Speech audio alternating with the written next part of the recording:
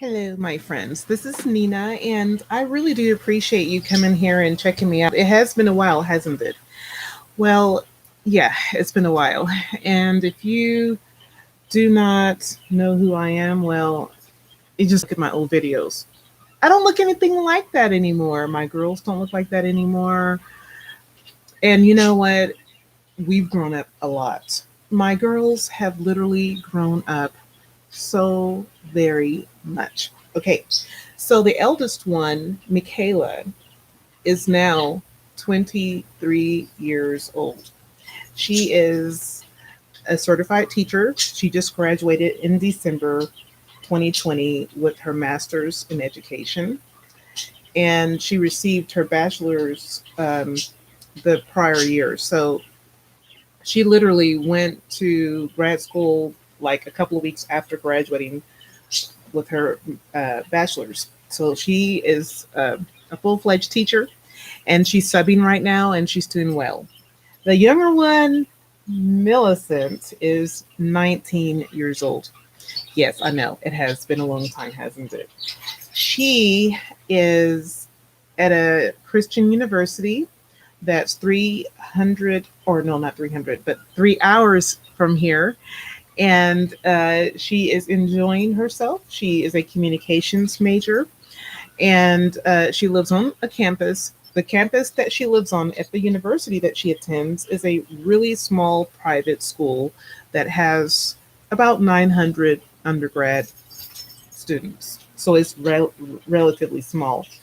She enjoys it and she participates in the band and in color guard, and she's a diva. 100% diva. I don't think that you had a hard time figuring that out though, because when she was a little girl and I had these music videos with her dancing and she was snaggletooth, she would just kind of flip her hair and she had those big brown eyes. Yeah, she's a diva. And of course, the eldest one, she's not so much a diva, but she's the same girl that now she's a young lady, but she's the same girl that you always saw with the glasses and the sweet personality. She's just the same, but just a little bit bigger and a little bit older.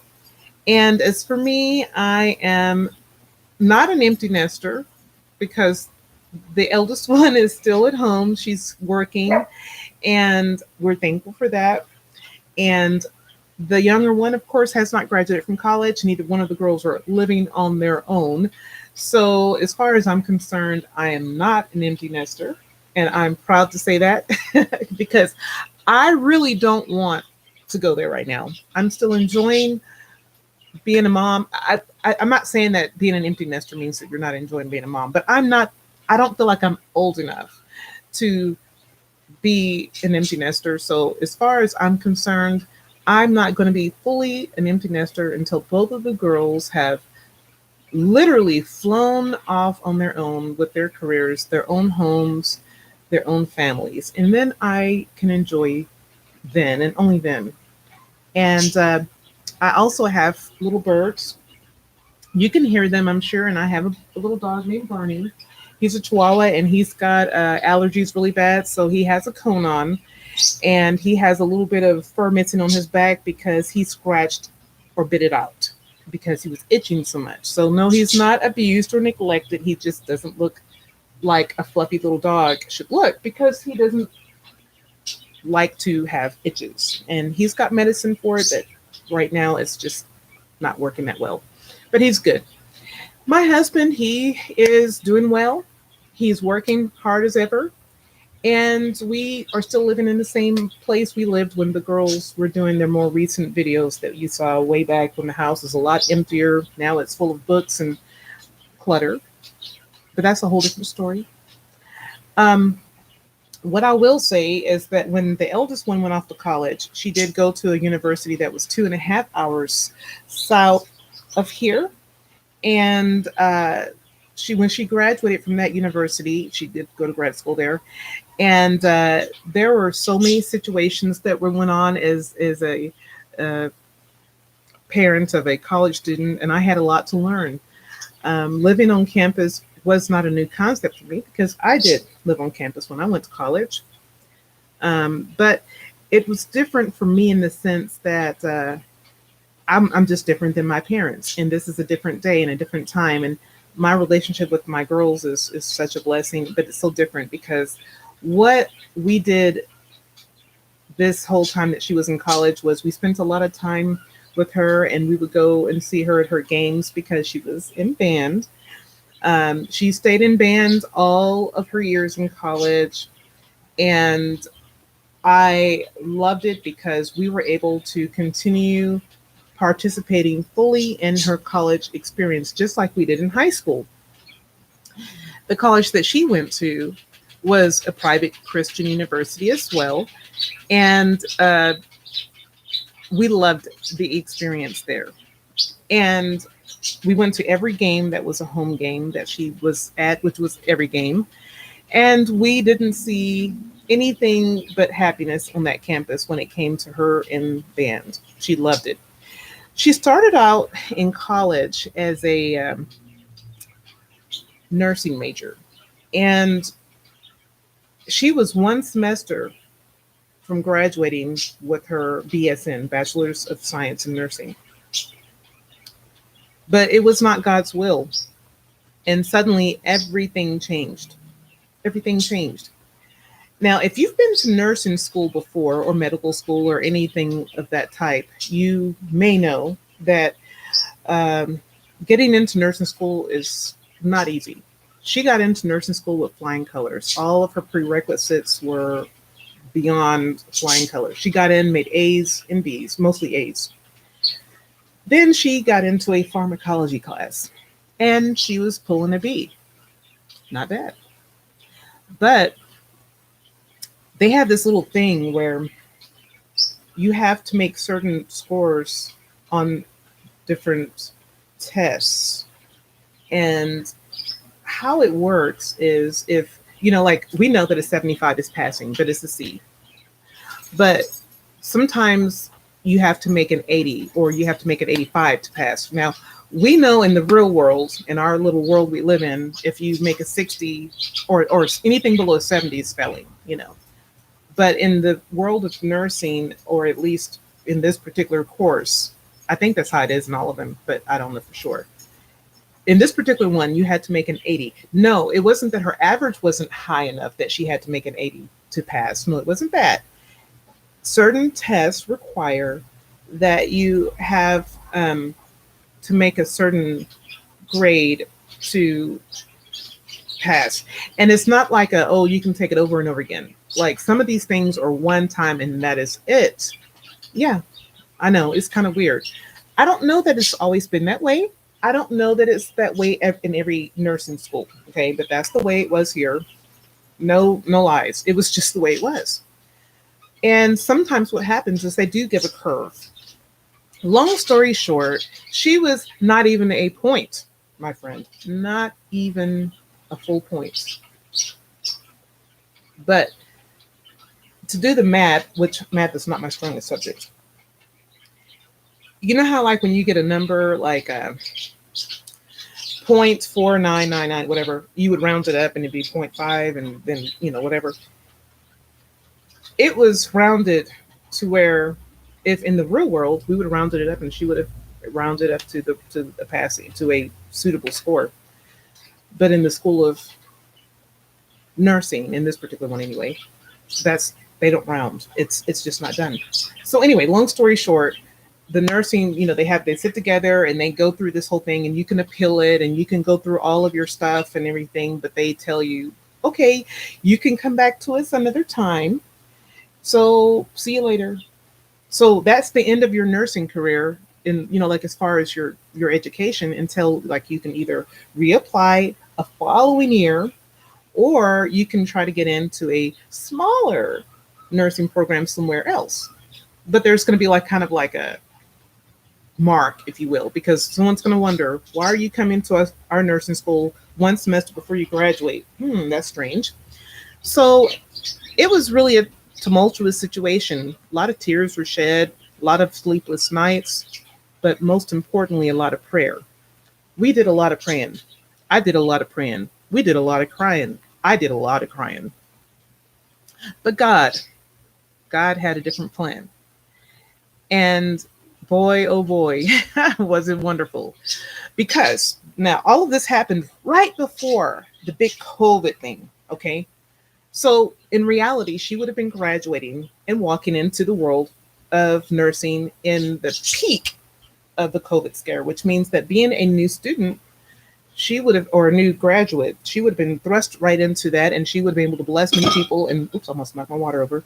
She would have blessed many, many people and all that, and it would have been wonderful. But it's also kind of scary coming in as a new nurse during COVID. Okay, well, anyway, long story short, because Michaela had been such a good student and decided to be so versatile in her degree, and I always told her, don't put all your eggs, no one ever had to tell her, don't put all your eggs in one basket. So during the time when she was going to nursing school, she was also taking Christian study classes. She was also taking other classes because nursing just wasn't enough. 18 hours of nursing, and she still just had more room for other stuff. What the blessing comes in this.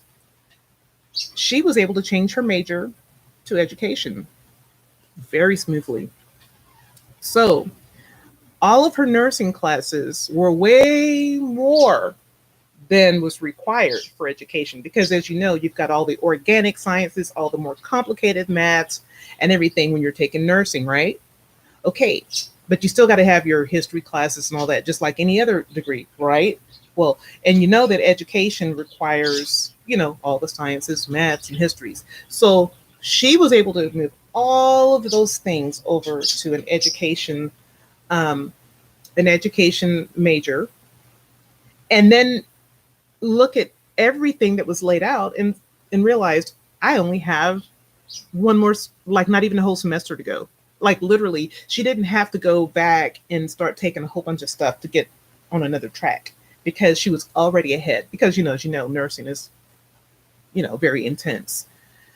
And long story short, she got on the ball, got it done, did her teacher entrance exam over the summer leading into that year, passed it with flying colors, and everything that she did, she just excelled and excelled and excelled and excelled.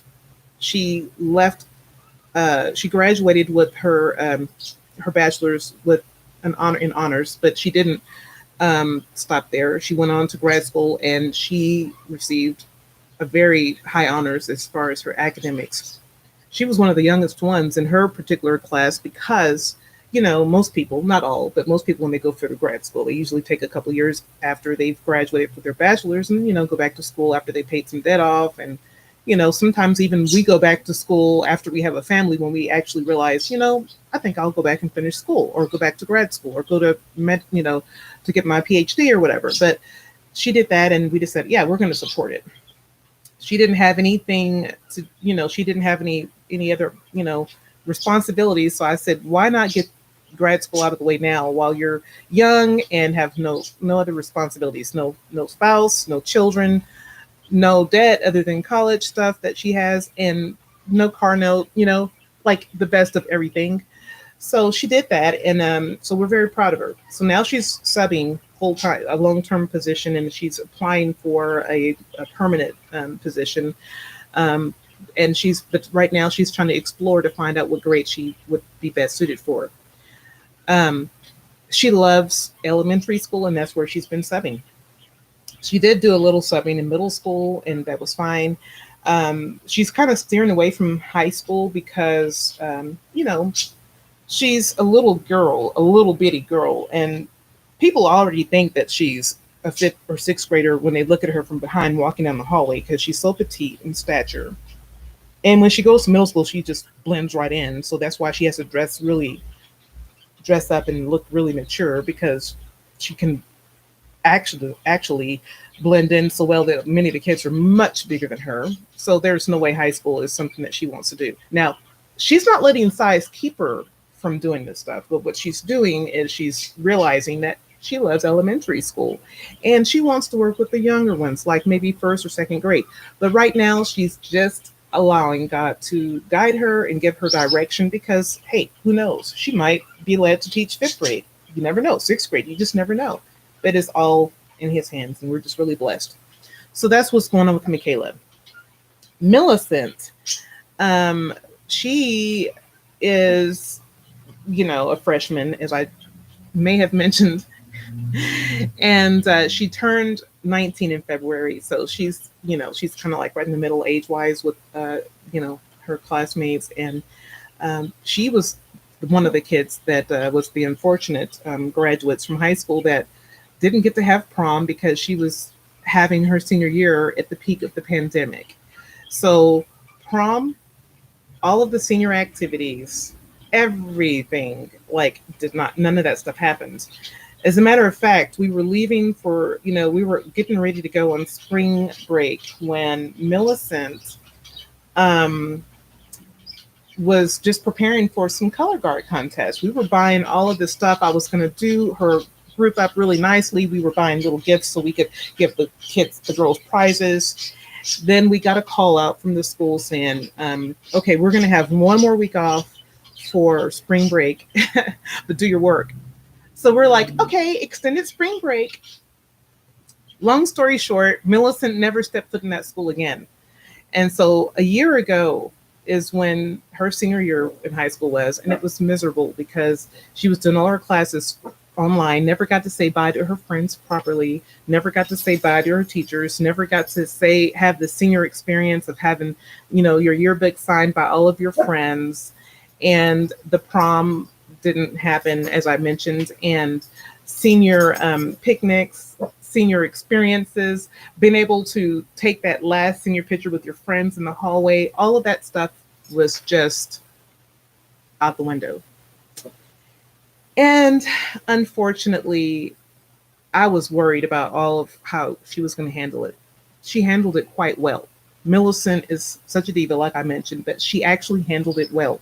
Now, the semester before that, when she was on campus, she begged and pleaded with me to buy her this special dress for prom because she had to have the dress that nobody else was going to have.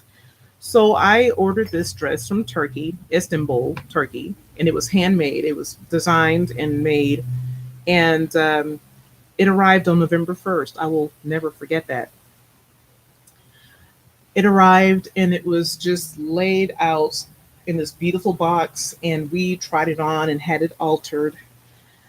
That dress was expensive, my friends, but I did it because it was our Millicent, and she promised that she wasn't going to need any clothes that school year, and she promised that she wasn't going to ask for anything else.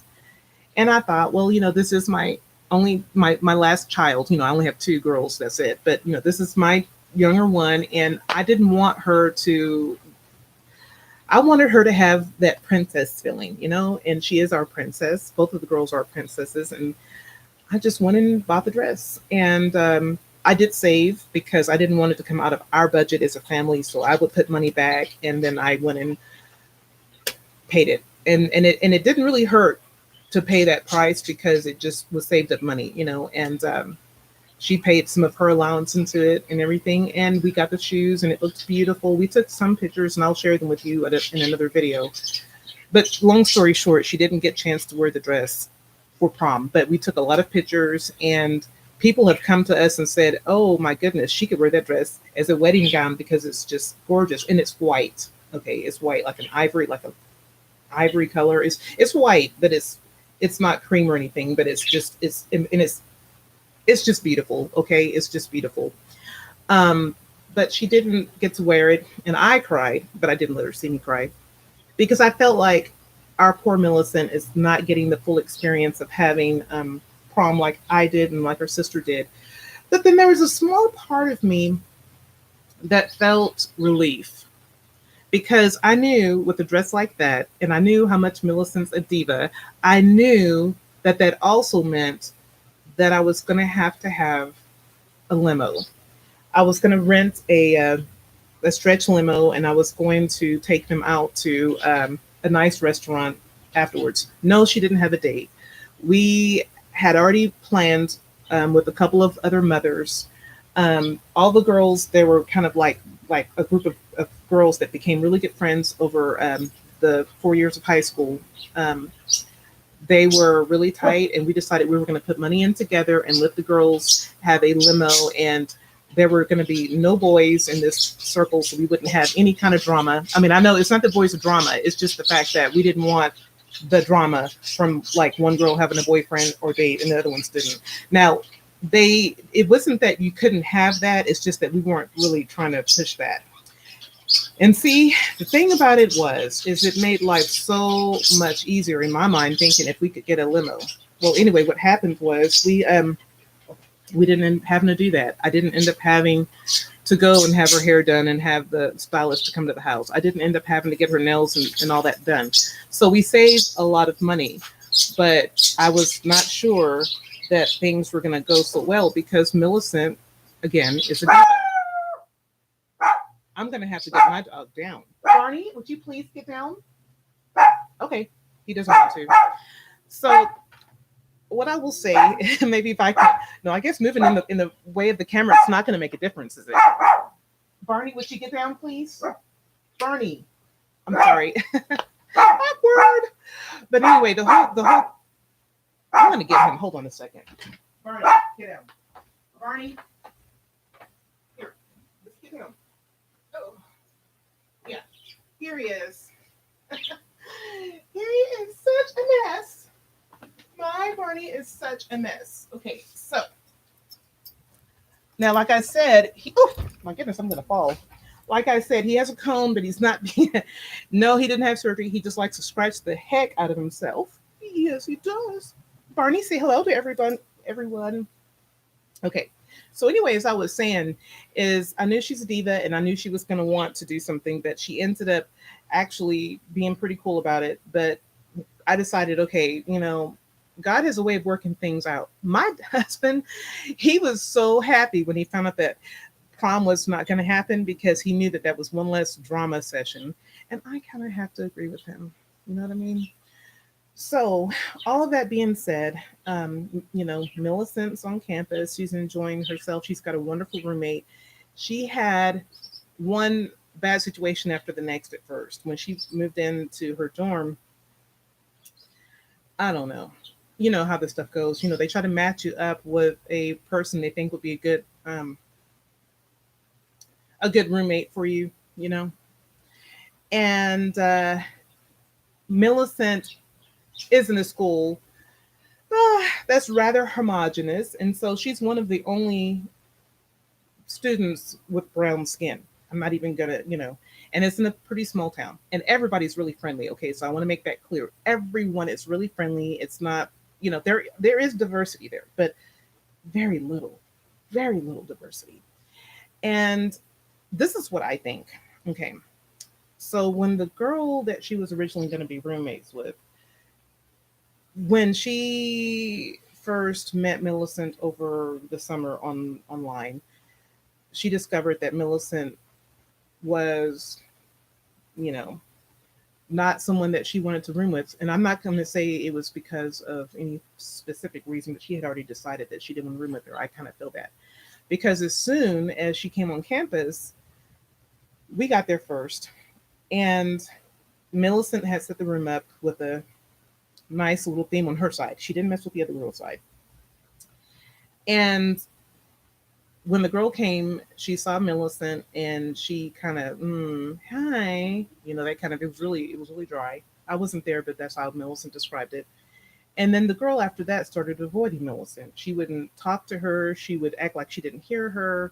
She would make statements under her breath. And then Millicent would ask her what she said or whatever. And the girl would say, nothing, gosh, that kind of thing. Well, then all of a sudden, one day when Millicent was doing a project for a class actually that she shared with this girl, they had a same class together. And the girl would pass her by and act like she didn't see her. Millicent thought that was strange. I thought, okay. So she got this long text from the girl saying, it's not really anything personal. I just don't think we're going to be able to be good roommates because we don't have anything in common. And Millicent, was really sad because the girl hadn't given any clue to anything like that. But so Millicent says, okay, fine, So the girl moved next door. Okay. She moved out of the room with Millicent to the room next door, which is the room where they share the same bathroom. Like generally, she moved in with the suite mate, so she really wasn't moving away. She just moved to the room next door. Now Millicent doesn't have a roommate. Now Millicent's without a roommate. And in some places, what they do is when you have no roommate, they find one for you. Well, in the case of this situation, being that she was a freshman, they decided that she has so many days to get a roommate, or she's going to be charged for a double room, like charged $600 per semester for being in the room by herself, even though it wasn't her choice. I got hot. I got hot under the collar because I felt that that was unfair because the girl moved without even having to get permission. And so that's what happened. And so Millicent found another girl whom the same situation had happened to, and they decided they were going to move together in another room because Millicent said, "There's no way in the world that I'm going to stay in this dorm," because the girl moved across to the, shared in this, she has a suite mates with another girl. And as soon as she got over there, she started acting nasty to Millicent. She started putting passive aggressive notes on the bathroom mirror saying things like, "Whoever has the black hairbrush, ew," or "I don't like the shower curtain, so I took it down," which was Millicent's shower curtain. It was a simple shower curtain because I wasn't going to go spend $50 on the shower curtain. I went and bought one at Walmart for $9 or less because, hello, it's a shower curtain. Well, it was actually a shower curtain liner. The shower curtain itself, I kept that. It's a fabric one, but I was not going to go spend a whole bunch of money on a whole bunch of stuff for, to get ruined in a college setting. The girl took it down, wadded it up, and stuck it up under one of the cabinets. And but then she decided that she was going to use the shower curtain, the shower rings that we had. And I can be kind of petty, but I said, "Nina, let it go, let it go, let it go." So Millicent had a lot of problems, and the girls started deciding not to put toilet paper in the bathroom. Like Millicent had a big old like 2 cases of Charmin, and Millicent would put two rolls in there, one on the roll and one on the back of the toilet, or and then when it would be used up, the two girls over there wouldn't replace it. They wouldn't put any in there, and so I told Millicent, I said, "Do the thing that we used to do back in the day when people do stupid things with toilet paper. Keep your toilet paper in your room. So when you go to the bathroom, take it with you. When you don't." Long story short, they got hot and they started trying to do silly things. And so when Millicent moved to, when she found her roommate, they moved in another dorm together. And the girl, started avoiding Millicent. When they had a class together, she would duck and dodge from Millicent. Millicent didn't care, but just small school, small classroom. So like 10 people in the classroom, it's really hard to hide. College, college life is wonderful, but it can be pretty dramatic. So what I'm getting at when I said the school is very homogenous and everything, it's not that anyone, you fit right in no matter what you look like or who you are. However, that being said, there are people that come to the school just like anywhere else, workplace or whatever, with a different mindset. They come to the school for the wrong reason. You know what I mean? They don't come to the school to learn about other people. They come to the school because they don't want to learn about other people. And so when they come there and find out that they're not the only fish in the sea, or that there's, whatever, they want to change things up. And that's what I believe it is. It's not the school, it's not the population, it's the individual.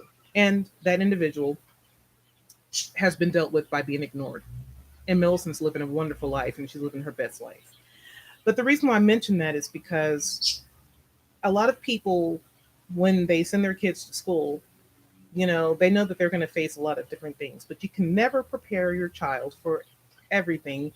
And that's kind of the beauty of college, because you go there and learn about all kinds of things that you didn't even think that it was capable of learning more about, and even things that you may not have wanted to learn about.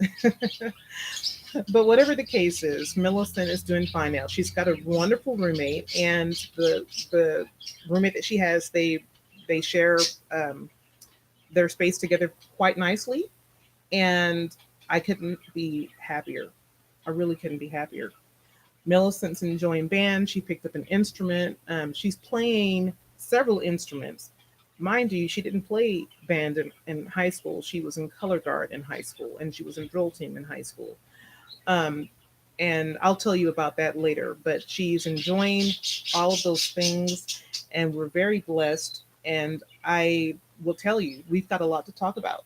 So if you have any questions, or if you'd like to add anything, or you know anything, or if you have a topic that you think I should talk about, let's do it. There is no topic that is off limits. Okay, we can talk about whatever you want. Now, I want you to say hi to Barney. Now, like I said, he's got a cone on, but it doesn't mean there's anything wrong with him. He's just um, scratching himself a lot because he's got allergies because we've been mowing. And I love this little guy, and I don't want him to be all like, have like little patches of missing fur. So that's why I put this on him.